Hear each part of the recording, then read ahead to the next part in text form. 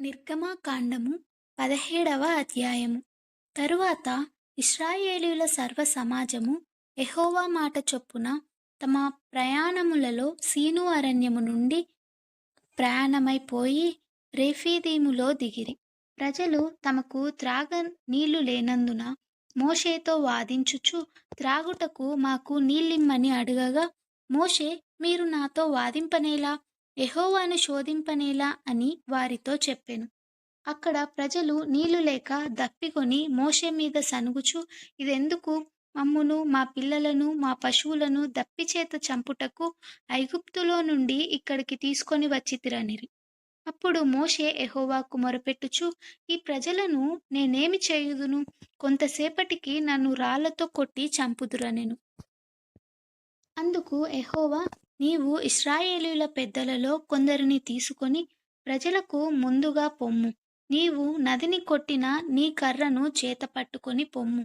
ఇదిగో, అక్కడ హోరేబులోని బండ మీద నేను నీకు ఎదురుగా నిలిచెదను.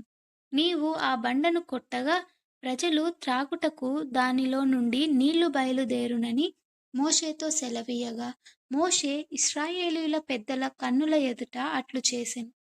అప్పుడు ఇశ్రాయేలీయులు చేసిన వాదమును బట్టియు, యెహోవా మన మధ్య ఉన్నాడో లేడో అని వారు యెహోవాను శోధించుటను బట్టియు, అతడు ఆ చోటికి మస్సా అనియు మెరీబా అనియు పేర్లు పెట్టెను. తరువాత అమాలేకీయులు వచ్చి రెఫీదీములో ఇశ్రాయేలీయులతో యుద్ధము చేయగా, మోషే యెహోషువతో, మన కొరకు మనుష్యులను ఏర్పరిచి వారిని తీసుకొని బయలువెళ్ళి అమాలేకీయులతో యుద్ధము చేయుము. రేపు నేను దేవుని కర్రను చేతపట్టుకొని ఆ కొండ శిఖరము మీద నిలిచెదనెను.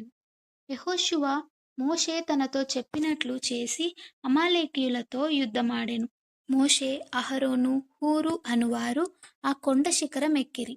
మోషే తన చెయ్యి పైకెత్తినప్పుడు ఇశ్రాయేలీయులు గెలిచిరి. మోషే తన చెయ్యి దింపినప్పుడు అమాలేకీయులు గెలిచిరి. మోషే చేతులు బరువెక్కగా వారు ఒక రాయి తీసుకొని వచ్చి అతడు దాని మీద కూర్చుండుటకై దాన్ని వేసిరి. అహరోను, హూరులు ఒకడు ఈ ప్రక్కను ఒకడు ఆ ప్రక్కను అతని చేతులను ఆదుకొనగా అతడు చేతులు సూర్యుడు అస్తమించు వరకు నిలకడగా ఉండెను. అట్లు యెహోషువ కత్తివాడి చేత అమాలేకు రాజును అతని జనులను గెలిచెను. అప్పుడు యెహోవా మోషేతో ఇట్లనెను, నేను అమాలేకీయుల పేరు ఆకాశము క్రింద నుండకుండా బొత్తిగా తుడిచివేయుదును గనుక జ్ఞాపకార్థముగా గ్రంథములో దీన్ని రాసి యెహోషువకు వినిపించుము. తరువాత మోషే ఒక బలిపీఠమును కట్టి దానికి యెహోవా నిస్సి అని పేరు పెట్టి, అమాలేకీయులు తమ చేతిని యెహోవా సింహాసనమునకు విరోధముగా ఎత్తిరి గనుక యెహోవాకు అమాలేకీయులతో తరతరముల వరకు యుద్ధమనెను.